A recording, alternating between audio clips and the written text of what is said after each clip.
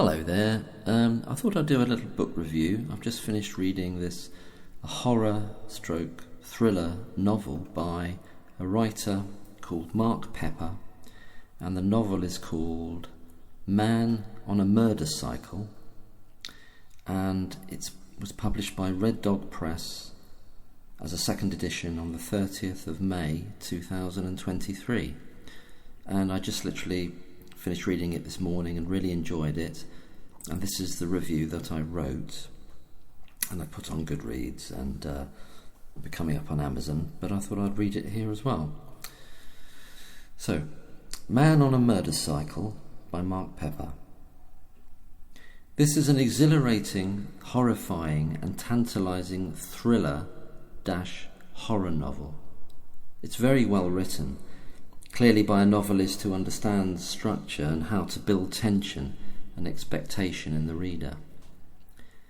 There is a stream of sardonic humour throughout, which does not undermine the thrill or horror aspects.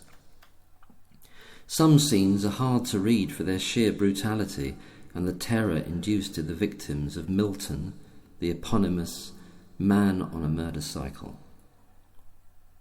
The supernatural elements of the story bleed in gradually, and by the end you feel as though violence and terror inflicted in the real world by a preternatural being is simply part of life, especially if you are foolish enough to have stolen an author's work and removed their efforts and dedications to loved ones from posterity, wholly for profit and egotistical reasons.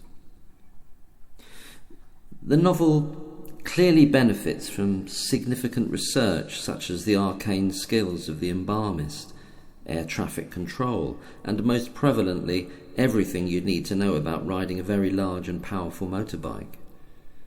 Of this last subject, one feels the author must have had first-hand experience. All the characters presented are struggling in one way or another with their faith, their art, their sense of self, broken relationships and broken promises. There's a sense that Milton, the biker, represents some punishing, fatalistically driven demon god. Most of his victims have earned some of their comeuppance, but not all, and not as viciously as it is delivered. The story raises questions about creativity, how powerful it can be, and how it can affect real-world events and lives even beyond the death of the creator.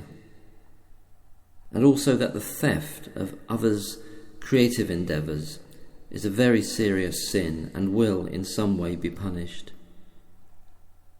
The novel is also about writing itself, the process, the periods of free flow and inspiration versus the dry periods of block and self-doubt.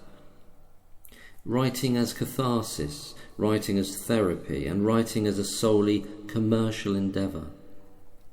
There is a smack of understandable cynicism about the literary industry, how it pushes writers to top or at least equal their previous successes. And if they don't manage it, they are consigned to Nowheresville. And also how writing as a passion and an obsession can upend a life, destroy relationships and unbalance a person so that they identify their intrinsic worth with their literary output and success, or lack of it. So, in conclusion, I feel it is a novel that works on different levels simultaneously. The scenes of horror and carnage and satanic cruelty will stay in the mind and suggest what a vengeful soul is capable of once they have lost everything dear to them, even their own life.